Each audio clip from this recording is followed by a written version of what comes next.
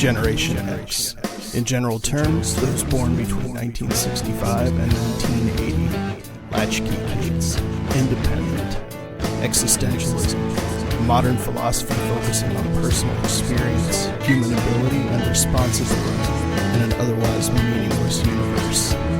We're the cause. This is the effect. We're the Gen X-istentialists.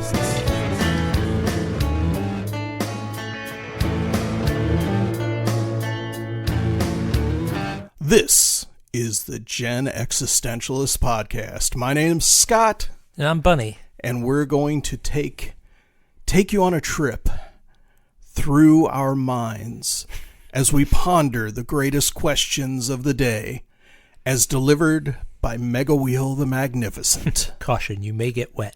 You may get wet. Put your rain jacket on now as we spin the wheel, because you never know what kind of slop is going to come out of this thing. Mine is an open sewer. Okay, first question. Ready? Mm-hmm. Yes. What do you want people to know about you? What do I want people to know about me? Well, that this they show don't already know. This show has sort of opened that Pandora's box already. What do I want you to know about me? I want you to know that I'm a kind of heart on my sleeve kind of guy, and you don't have to be afraid of asking me anything. What would you like people to know about you? As evidenced by the show. What do I want people to know about me? That I always try my damnedest, but somehow things it feels like I'm always coming up short. I always feel like I'm just shy of doing what I wanted to do. And I know I have empirical evidence that that's not the case. And yet I always feel that way. I always feel like I've come up short. Huh. And it's probably a mental illness. I understand this. But that's just me. That's why a lot of people have difficulty taking compliments. Mm-hmm. I think I, more so than most, do, because I've got that innate feeling that even if I've given 100%, I always feel like, I could have done better. Interesting. See, you can heap compliments on me anytime you like, folks. I'll take them with much greed. Now, I thought of something. You say, what do you want people to know about you? Yeah. I want people to know why my name is Bunny. Because this is something I've been asked a number of times. I'm sure people are like, oh, he's fucking fag, named Bunny. Yeah, he's a fucking girl. Well, yeah, I mean, cannot tell you how many times I have had to. Oh, I know. Because I'll say it about a project or whatever we're doing, and people will look at me like, really? Because, I mean, even as like, how many women are named Bunny these days? It used to be a thing. A couple of hookers, I know. But. Yeah, exactly. Yeah. So, I've had to, I'm talking about something, mention your name. I see out of the corner of my eye the look on the person's face. Of course, yeah. And I'll have to qualify it. Well, his name's really Brian, but it's, exactly. Here you go, folks. The origin story of Bunny. Just so you know, number one, I am painfully heterosexual. To the point where this is how little I care that people get upset about calling me Bunny. Oh, doesn't that make you uncomfortable? Fuck you. It doesn't make me uncomfortable at all. I am absolutely comfortable in my narrow, slender frame. How about that? No, the reason they call me Bunny, this is dumb. First grade, I remember going to class, and they had this weird thing where they had all the students line up. It was like the first day or second day of first grade. And you had to pick something off the board that started with the same letter as your first name. My first name is Brian, like about 85,000 other people out there named Brian. So you had to say your name, and then you had to go up on the board and pick something. Well, there were like 15 B's in the class. So by the time I got to the front of the class, all that was left was a rabbit. Yes. And I picked it and said Bunny, B. And the other reason is my last name is Easterling. Easterling, like the J.R.R. Tolkien, enemies from the Far East. Yes, Easterling. Well, then it became a big running joke in elementary school in the first grade that everyone called me Easter Bunny. Now, that was my name for a year, was Easter Bunny. Ha ha ha, Easter Bunny. And then people got tired of saying all those syllables, so it just got shortened to, hey, Bunny. And I adopted it, and that is basically my name now. I've been called Bunny by the gentleman sitting across from me here, has known me since 4th grade, 5th grade. 5th grade. And he's always known me as Bunny. Mm-hmm. I've had girlfriends in the past who never knew my first name, who only knew me as Bunny. There's very few people that call me Brian anymore. So now I'm going to throw this out just because I think it's funny. Mm-hmm. Why didn't you ever go by your middle name instead? Scot. Yeah, my middle name is Scot. Just in case you guys are looking to steal identities or anything out there. I'm not exactly sure even where that middle name came from. I think it just had a good cadence for when my parents were angry at me. It does. It's a great name. Brian Scott. It was like that. It's a stabbing name. It's one of those punching names like Scott. It's one syllable, and you can scratch it out and scream it out really bad when you're angry at a child. As I well know. Absolutely. So there you go, folks. That's why I am named Bunny. It has nothing to do with my sexual promiscuity, although don't let that stop you from finding out why. Wow. No, no, it has nothing to do with my sexuality. It has nothing to do with some sort of weird gender name or anything weird like that. I have been called Bunny since 1st grade, which is many moons ago. I was like 6 or something then, so... It just, for just so everybody knows, I mean, if your only familiarity with us is through the show, mm-hmm. as hopefully most of you probably don't know us in real life. If you do, that's cool, but it just fits. Like literally, it's like anybody else's name. It just fits. It's a nickname. I think nicknames, the best nicknames are the ones that are given. That just kind of happen that are given organically as opposed to acquired or made up by yourself or by other people. So these things happen. There are a number of people I've known in my life. My wife's grandfather's nickname was Bucky. I'm not exactly sure why, but that's what everybody called him. All his friends called him. So it's one of those kind of things. It's a nickname. These things come about. My grandfather's nickname was Bus. I have no idea why, because his name was Clarence. So, it was Bus, and then other people called him Bud. Mm-hmm. So Bud Chapin, Bus Chapin. I'm like, where do these things come from? I don't know. They just kind of happen organically. So, there you go. That's the kind of thing like grandparents and things like that. Folks, if you're listening and you're younger and you've got something like that, like somebody in your family has a nickname or anything you're curious about, or you think you might be curious about, ask them now. Get the story now, because it's lost in history. Yep. I've never had a nickname really, and I think it's because of what you just pointed out with the name Scott. It's single syllable, sharp stabbing, typically multisyllabic names. Or common names are people that get nicknames and attract that kind of stuff. So there you go. Shall we give the wheel a spin? Spin her up. We kind of took that in some different directions. It was a good topic for a short one there. So we have spun while we're still spinning. We're still slowing down. Okay. Second topic. What does friendship mean to you? Friendship is the foundation upon which life is really built, in my opinion.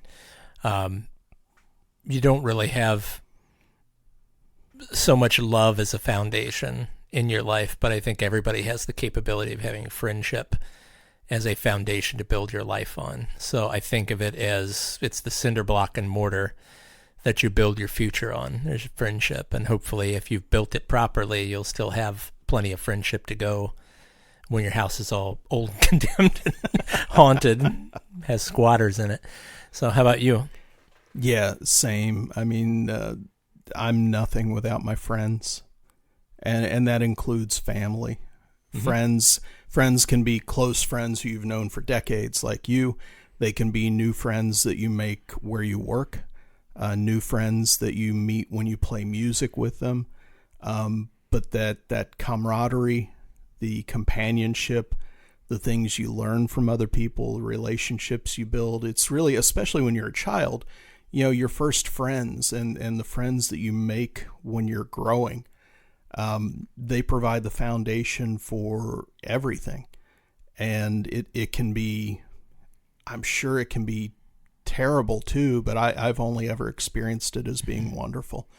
I've never really had friends that I've fallen out with. Sometimes you grow apart a little bit, things like that, but friendship is the key, like you said, kind of the cornerstone to a lot of life as it is. Mm-hmm. So, ready for another spin on Mega Wheel of Magnificent? Sure. And this is what we do on Gen X-istentialists. If you're new to the show, wondering what are these guys spinning, what are they doing, that's what we do. We talk about stuff from a Gen X point of view because the world needs more of that. That's my honest to God belief. We need more talk from those of us that have experienced it. And as such, we have spun the wheel. What support or resources do you need, Bunny, to help you achieve your goals? Well, I think we talked about friendship enough on this one. I mean, friendship is definitely something that I think is it's very helpful when you're building your goals and achieving your goals. I think foresight is something that is a fuel that most people sorely lack, but it helps you to go in the direction that you want to go in and not to get distracted. That's probably my two biggest ones for what do I require, or what was the question again? What support or resources do you need to help you achieve your goals? Okay, I need the support of friends. I need the support of my family. And I need the discipline to have foresight and to move forward. So how about you?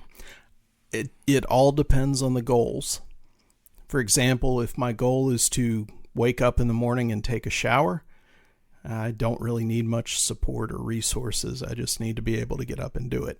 If we're talking about major life things like I want to change jobs or something like that, I'm obviously going to really need the support of my wife and family and friends.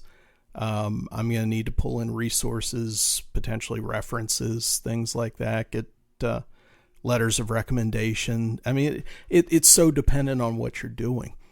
If I want to achieve a goal of recording an album of my original music this year, I'm going to have to pull in friends that I know that are musicians because, yeah, I could program the drums, but it's going to sound better if I get one of my friends that's a great drummer to lay down those tracks for me. So it's that kind of thing. Taking your vision, the support you need is from people and things that can take your vision or your goal and accentuate it and add their colors to it and make it better. Just like a song. You can write a song by yourself, but if you get a couple other people involved that are on the same wavelength, it can just bloom like the most amazing flower with other people's input. So, okay, goals. Like, I think it's nice that people have, it's nice to start off with attainable goals. Mm-hmm. But I hate when goals are used as something like, my goal is to take a shower. It's like a weird backsliding into infantilism kind of thing. You know, this whole adulting thing where people are like... You gotta start small, buddy. Okay, that's really small. I mean, this whole adulting is hard. Oh, jeez, shut up. It's so tough being an adult. I paid my bills on time. I remembered to buy milk at the store. I paid my bills. I deserve a taco. Yeah. I mean, that's fine. I understand that. I think those are called baby steps, sort of, or just or steps towards something. But I don't know if, you putting your pants on this morning is really a goal. The best self-help book in the world. The best self-help book in the world. Baby Steps to Adulting. A Millennial's Guide to Living Life. Oh, geez. I'm going to write it. I'm going to be a millionaire. There you go. Rock and roll. Apologies to millennials that may be listening to this podcast. Yeah, go fuck yourself. Damn. I'm just joking. Pot shots all around. Pow! But, you know, I mean, for some people, getting up and taking a shower. If you're a paraplegic, getting up and putting your pants on is a goal. That's something that takes a lot of effort. If you're depressed, if you're bipolar and you're in a low swing, that can be tough. You know, it really can. Everybody's different. That's the biggest thing there, I think, when we're talking about goals. Don't compare yourself to other people. No. Have your own goals. Live your own life, because everybody's different. And it's fun to be on the show and make fun of people. Of course it is. Yeah, stuff like that. That's what we do. I mean, we recognize that everybody's different. Everybody's got different things they're trying to take care of, and your goals may not be my goals. Just busting your chops, kids. It's all good. We're toughening you up for the coming apocalypse, because it's a coming. Going to spin Mega Wheel of Magnificent another time. Over 1,400 topics. You know, Gen X, we've been preparing for the apocalypse since like 1984. Since we were born. Yeah. This is one we've had before. Oh, you're kidding me. No, before making a telephone call, do you ever rehearse what you're going to say and why? Absolutely not. Yeah, I see. I do, depending on what kind of call I'm making. If I'm calling an insurance company, you damn well better be sure I rehearse it and have all my ducks in a row. And so spinning again. You know, there's no better way to get somebody out of their comfort zone than to ask them, you know, what do you have for dinner tonight? Yeah, I just got out of the shower and I got this like itch that I just can't get to. You just say weird stuff like that to the insurance agent and just listen to their I their just got out of the pause. shower. I'm dripping on the kitchen floor trying to get an answer from you. If I slip and fall, can you imagine what the claim's going to be? Oh, jeez. Okay, our final topic for today, probably. How do you balance pursuing your dreams with other responsibilities and commitments? How do I balance that? Balancing your dreams with life. Well, I think you have to identify what your dream is, and I think the more realistic your dream is and the more attainable your dream is, the easier the balance is going to be for you. I think if you... I don't know. Like you said, everybody's different. So if somebody's dream is to, you know, climb Mount Kilimanjaro or something. I want to go to the moon. Yeah, something like that, then I don't really know what advice I can give you. Being a sedentary bum, I don't know what I can give you to help you with that. But I think the easiest way to balance life and dreams is to intertwine them, is to intermarry them. Yeah. I mean, it was how do you balance pursuing That's how your I dreams? do it. I mean, my dreams have gotten much more small and much more attainable as I've aged. Yeah. So when I build my entire world around my friends and my wife and things that bring me joy, simple things that bring me joy, it's a lot easier to balance all those spinning plates than it is for me to have some sort of wild dream of like, oh, I'm going to be a multi-millionaire by the time I'm 56 or something. Yeah, that's a dream. And that's a big dream. But it's not super attainable per se. I mean, anything's possible in this world, of course, but not anything. I can't travel through time. This is true. I mean, and of course, we're getting into the realm of the absurd, but astral projection. Yeah. Okay. So, how about you? Would it be wrong of me to use a Star Wars quote to begin my response? Here we go. He goes to Star Wars again, kids. You take a drink every time Star Wars is brought up by this guy. My goal is to get you drunk. How do you balance pursuing your dreams with other responsibilities and commitments? I'm going to fall back to Yoda. No, try not. Do or do not. There is no try. And the reason I use that quote is because you just do it. Whatever your dream is, you work toward it. It may be a small step today. It may be a large step tomorrow. Did you put your pants on? Did you take a shower? Did you put your pants on? If not, go back to start. You're never going to get the Mars with an attitude like that. You're never going to get to your dream if you can't put your pants on.